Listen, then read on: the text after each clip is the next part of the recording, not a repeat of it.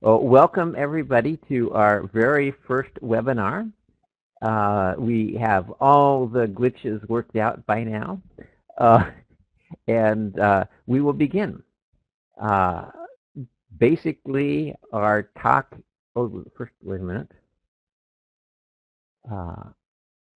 Okay, I am going to share my screen now so that you can see. Okay, so the idea is to understand the inner critic, to be able to better get a handle on it. We're presenting the structure of the consciousness of the body as we understand it, and basically the inner critic.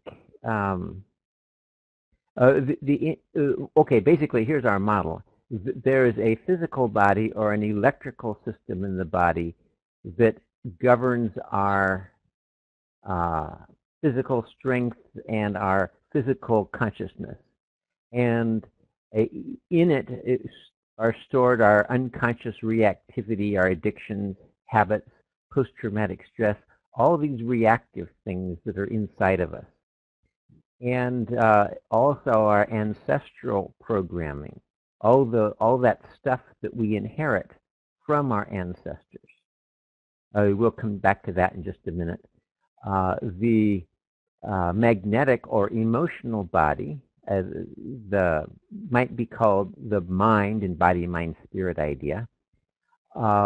We do a lot of our understanding in that, where we think about things and ponder things, and our emotions and our thoughts are in this field. And here we have stress when we have way too much noise in this area, and limiting attachments.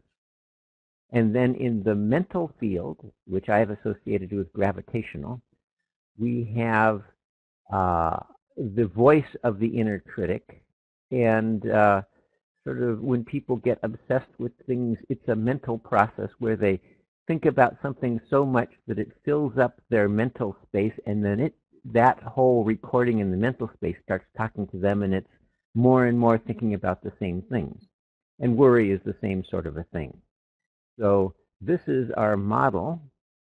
Now, a little bit about the importance of this unconscious reactivity.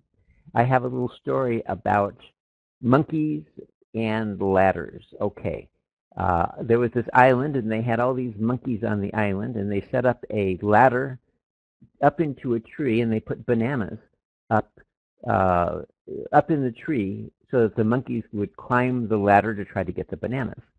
And they set it up so that when the monkeys climbed up the ladder to try to get the banana, they'd get squirted with ice-cold water.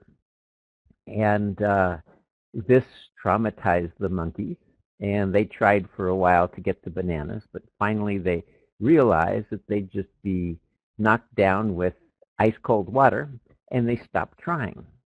And so there's bananas in the tree and all these monkeys, and they would not try to get the bananas because they knew they'd get squirted by the ice-cold water.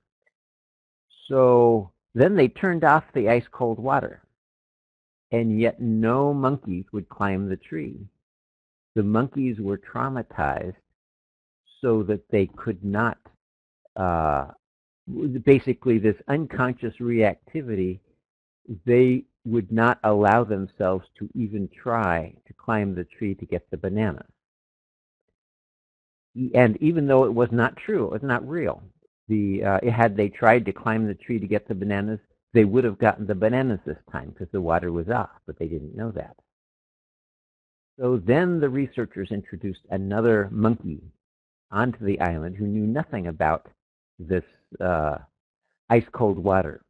He saw the bananas and went over to climb the ladder, and other monkeys ran over and grabbed him and pulled him off, would not allow him to climb the tree to get the water, or to get the bananas. And they finally trained him that it was dangerous to climb the ladder, and so he wasn't trying to climb the ladder anymore. And over time, they introduced more and more monkeys to the island who did not have this belief pattern or the unconscious reactivity, the fear, and each of them in turn was trained not to climb the ladder by the other monkeys. And after a while, there were no more monkeys on the island who had been squirted with the ice-cold water. All the monkeys on the island were only monkeys who had come after they turned off the ice-cold water.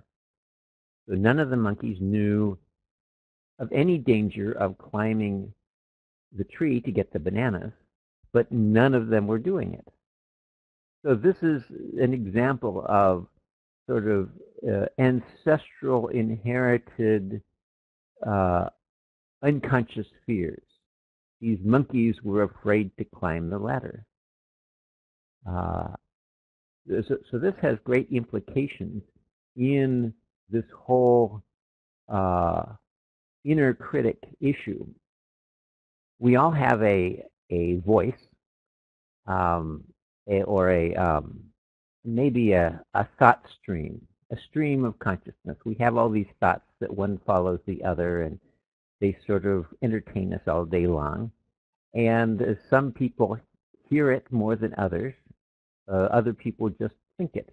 But it's this continual monologue that we can listen to of thoughts that go on in our head.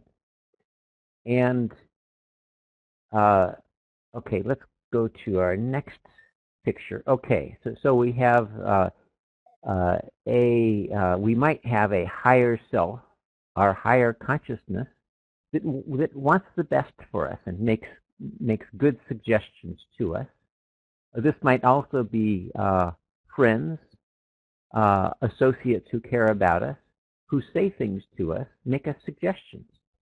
And typically, a typical phrase would be, learn from experience. Basically, I did something, I made a decision, the results of that turned into something that was kind of bad. And so people on the outside who want to be helpful, or the person's own inner higher guidance, says, well, that was an interesting thing to try. What can we learn from this? And then there's this other aspect where from the unconscious leftovers from our often our parents that have all these ideas that we could have been better, we made a mistake, all this sort of stuff. And so this learn from experience that we hear from the outside comes out, you screwed up again, a judgment. So even though the goal of the higher self or these people around us is to encourage us to grow from the experience, we hear it as a judgment. And we react the way we've always reacted, or the way our parents reacted to this. Now, this is important because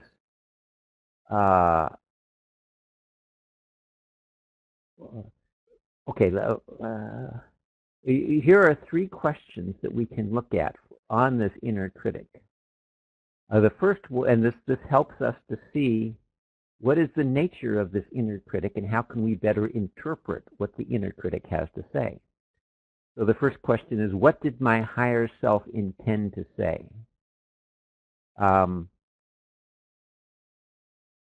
We're back to, it's usually something like learn from experience. That was a good try. Whatever was the message from the friends, this aspect is worth looking at. Okay, here's an important thing. We all had parents, and our parents wanted the best from us. So let me ask this question to you. People, friends, employers, whoever it is who really wants to help us to grow is going to point to the experience where we made a choice where it did not happen well and suggest that we focus on that and learn from it. And since whenever we made a mistake and were judging ourselves, our parents tended to talk about those things that we can improve or things that we did wrong.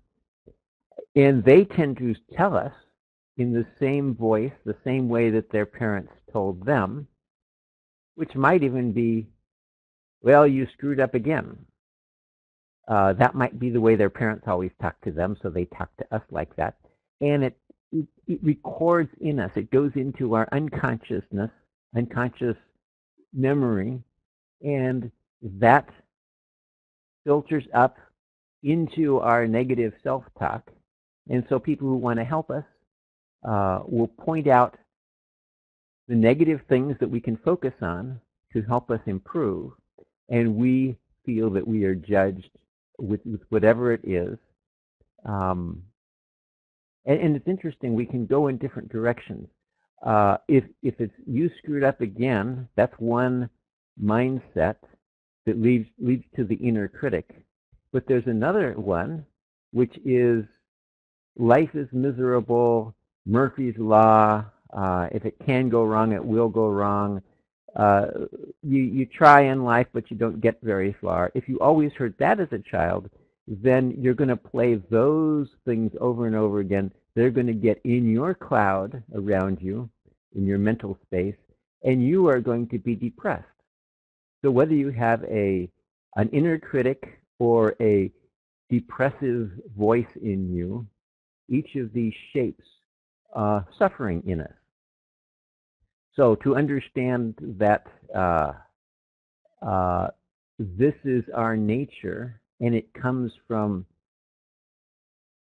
it comes from our unconscious reactivities that are real hard to get a hold of because they're unconscious, and they come from when we were 1 and 2 years old, and they come from our grandparents.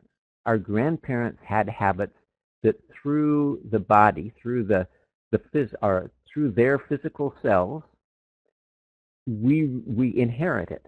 So to a large extent, we inherit it, and to another large extent, we learn it when we're 1 and 2 years old, so we don't even remember where it came from. So it's real hard to get a hold of it, but we can look clearly. What did my higher self intend to say? My higher self intended to say, here's one area where you can do better. And we interpret it as, here's an area where you screwed up. Or, you are a failure, to take it more extreme. Okay, now it's very useful to look at the second question. Whose voice speaks my negative self-talk? Often you can identify that it sounds a lot like your father or your mother, your boss, or some TV program you used to watch. Or does it sound like your ancestors? Do you see grandparents who talk that way? Sort of where does this flavor, the filter, come from? So we know that other people and our higher guidance are helping us to become better. And we know that the filters that information goes through, that positive input that goes through, make it sound like a very negative judgment about us. And to see that there is a voice through which a negative voice through which these positive suggestions flow allows us to break it into two pieces. One, when I hear a negative voice in my head, what is that negative voice really guiding me to do? It's guiding me to look at the decision I made and the results of that decision and to learn from it. And then what is the message of the voice that speaks these good intentions? And we will hear that the voice is, and you'll remember a lot of things when you were 5 years old, your mother saying, "Oh, Richard, how could you do such a thing?" Or other sorts of things that just sort of sound like the voice that you're hearing now. And then you can basically differentiate. Whenever I hear my inner critic, I will separate. What is the real message, and who from my past or my ancestral past is filtering this message. Okay, now there's a third question that's very important. How do my partner and my friends help me to master the inner critic? I originally had a husband, wife, friend up here in this list as voices that might speak my negative self-talk. But I realized that these are people we choose to have around us. We choose to because they are supportive of us and they mean well. We wouldn't have them around us if they wanted to hurt us or cause us problems. And we might have chosen them because they sound like a father or a mother to help us get in touch with and master the inner critic. But we chose them to be around us because they intend to help us, just like the higher self intends to help us. So this kind of puts it into perspective. If you have a husband or a wife who tends to say things that you react to as negative, very likely it's this going on. They are pointing out to you what you can learn from the experience, and you are hearing it as you screwed up again.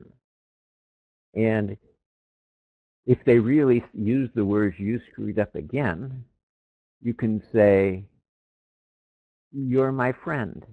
We are here to help each other. Please say it in a different way. That will be helpful to me." But their intention is to help you. And to see that helps us to see that it is this inner critic that is causing our suffering and not the people we choose to have around us. We might have chosen them to get us in touch with the inner critic, but still, they are here to help us. Okay, at this point, do we have any questions? Thank you, Marla. Yes. Okay, so Marla is saying the difference between the intention of the words that are spoken and the person's internal interpretation. That difference is an important discernment to see. Okay, thank you. So what we did so far is to present a model of how our consciousness is structured. We looked at how we carry unconscious reactivities, fears, and just unconscious tendencies with us that shape our lives, and in this case specifically cloud our understanding of things so we hear other than what people intend to say. I also wanted to present to you a couple of other things from our products that are very useful in order to master the inner critic. Many people have a really loud inner critic that just goes on and is very critical and very dominant, and it just fills their head with a voice that doesn't stop. Okay, so what's a really good tool to work on that? The scaling light, let's see, you can use, here's the scaling light. It's a device that dissolves the mental structure around the head. And I have a little video clip I would like to play to show you how to use the scaling light. Okay, here's the scaling light. And we're turning it on to intermittent, which has a 3-minute cycle that turns on, low, goes to medium for a minute, and then goes to low again. And she is demonstrating dancing around the scaling light, and so basically she was all upset. She had all these worries about all these different things going on, and she was just talking, and she couldn't stop, and she couldn't think. She couldn't solve her problems because her head was so full of stuff. And a big part of it was an inner critic that was telling her, you did it wrong, you can't do this, all this sort of stuff. So I had her turn on the scaling light, and for 3 minutes dance around it. And at the end of 3 minutes, she said, I feel clear. I feel like I'm straight up and clear and connected, and I feel like I can think clearly. And then she proceeded to talk through the issues that she was facing so that they would, so that she could come to grips with the possibilities that she had. So for those people who have a whole lot of mental cloudiness going on, the scaling light and applying that 3-minute process is extremely powerful to calm the mind, to calm the inner chatter. It is temporary because our unconscious reactivity tends to cloud it up again. So you're liable to have calmness for half an hour or an hour, or that might even last a day or two. Another application of the scaling light is to, again, put it on the intermittent setting and leave it off on the side of the room, and it will turn on for 3 minutes every 3 hours and just sort of clear the space of the room and gently clear whatever is going on and just make the space calmer, mentally more calm. And that helps people to be clearer as well. So that's one method for people who just have this intense mental chatter. Obviously, another method is the method of many massage or meditation techniques.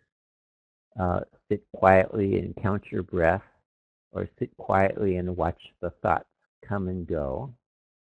And that's really hard for people who have a really big inner chatter, ongoing chatter, and an inner voice that doesn't stop, and the inner voice that says, this isn't going to work. But really the best approach, if you can do it, is to sit quietly, count your breath, and watch the thoughts go by. Okay, so that's the scaling light helps to clear this mental gravitational thing to calm the voice. And then we're going to talk about an approach to calm this limiting stress, limiting attachments, and all of this sort of stuff that gets into some of the unconscious addictions as well. The Infratonic 9, which is the device that most of you are familiar with, is very good for this next application. And I have my model of a person, since this is easier to do than a regular person, and I have a very small Infratonic 9. And so I'm going to show you that to work on the fears and reactivities, it's very valuable to apply the Infratonic 9 to the lower back area, both sides over the kidneys, and then on to the, here I'm going to do it upside down. And it's to apply it this way, it's best to have a big overstuffed comfy chair that you can just slide it between you and the chair to position it wherever you want it.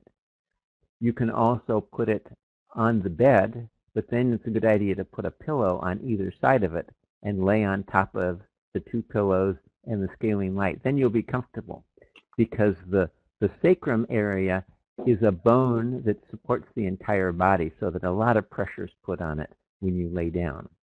So supporting your body with a couple pillows, then you're able to position it. So sacrum, 2 or 3 spots on the sacrum for 5 or 10 minutes each is very good to get into the fears and reactivities and help them to process. In addition, you can come out to both sides, or better to do it this way, I think. This is the way I'm most comfortable doing it. And then this way, so that I'm aiming the bottom of it away from the body. And so this very much helps to soften all of these firmly entrenched reactivities. And just relax, sleep after that, and you'll find that everything flows more easily, that you're not as rigid or stuck, and your fears don't dominate you as much. Okay. And of course, you can use the Infratonic S for this as well, because the Infratonic S is far better at penetrating the body. But I like the Infratonic 9 better for this application, because the Infratonic 9 is softer, and what we want to do is gently wake up the area to gently harmonize rather than be aggressive. The Infratonic S is more aggressive. It gets into unconscious things. If you have limiting beliefs that are really important, then the Infratonic S, I have my Infratonic S here. You see it's slightly yellow, so that you can identify it, even though it looks rather white to me.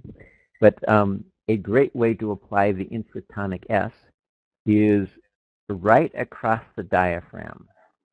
So apply it, it's hard to see, but apply it right across here, or rather right at the base of the rib cage, which would be about here.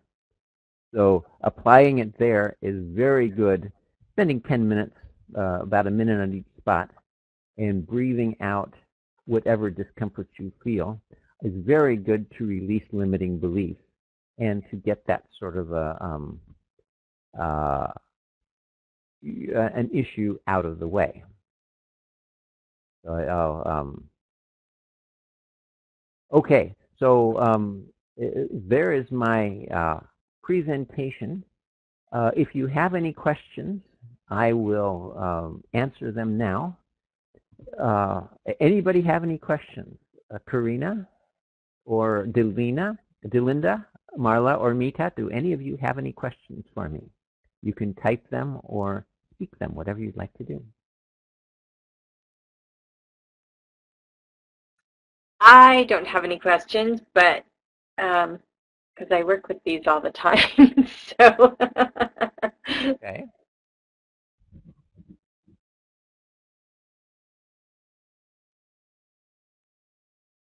Okay, let's, Karina, do you have any comments, any closing remarks to make, or any details that I left out that are important things to consider?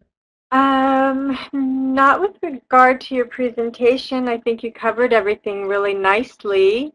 I would like to share contact information if this is the time for that. Well, unless anybody else comes up with a question or a comment, anything you'd like to say, you can say things to help us to communicate better or understand better at this point also. So yes, Karina, put up your contact information, and there, okay. And we will say goodbye. Let's see, any other? Oh, good, okay. Okay, Delinda asked, can you give a quick synopsis of the 3 units? So while I'm answering that, if anybody else has any questions, please type them in. Okay. The Infratonic 9 is the workhorse, essentially, of our of our products. It is very good to reduce inflammation, to calm anxiety, to strengthen immune system. What it does the best is to bring the cells, the systems of the body into harmony so that they function very well. And so that healing is accelerated, we're more relaxed, more comfortable. So if anybody has a lot of anxiety or inflammation or pain or impeded healing, sprained ankle or whatever it would, menstrual pains, whatever it would be, the Infratonic 9 is our very best product for that. And if you want to work on limiting beliefs or other things in the emotional area, things that are really stuck, that are just not moving, that the Infratonic 9, you want something tougher to dig harder than the Infratonic 9 does, then you would want to use the Infratonic S. And it is very good at sort of excavating these embedded, encrusted emotional things, deep grief, limiting beliefs, that sort of stuff. And then if you feel discomfort or disoriented after using the Infratonic S, you want to come back with the Infratonic 9 and use it more to, often right over this area, over the thymus area, to bring calm, relaxation again. And then we talked about the scaling light, which is a device that produces, let's see if we can do it here. If you can see the changing lights there, it produces basically like a gravitational ray or a mental ray that goes into this mental field around the head and dissolves all those excess thought forms that are clogging our thoughts. And it can also be used for a room. You can go around the house and clear, well, kind of like sage, much quicker than sage and more penetrating, to clear the entire house. And in some cases, people apply it to the body to break up mental structures in the body so that they can see more clearly. So that's the three products. We're getting close on some other products, but we will talk about those in a future webinar. Okay, how is that? Oh, good. Move the noteboard so I can see. Marla is asking, how would the inner critic shift after using the Infratonic on these points? Would it be in stages? Would you experience fewer inner critic thoughts? Would they arise less often? Perhaps only when you are very stressed. Okay, so you're asking about the Infratonic 9, and basically the process I talked about of applying it to the lower back, finishing over the thymus, is a gradual process of dissolving the source of the unconscious reactivity. You would be more clear, more conscious of the inner critic as time goes on, what your higher self intended to say and what is just the negative flavor of the communication. So as you either clear your mental space around you with the scaling light or begin to dissolve this basically stress, limiting attachments, and unconscious habits, which is what the Infratonic 9 approach would tend to do, you are more free to see the inner critic clearly and have it be less influential of you. It is time to say goodbye. Thank you all for attending, and we'll be signing off now.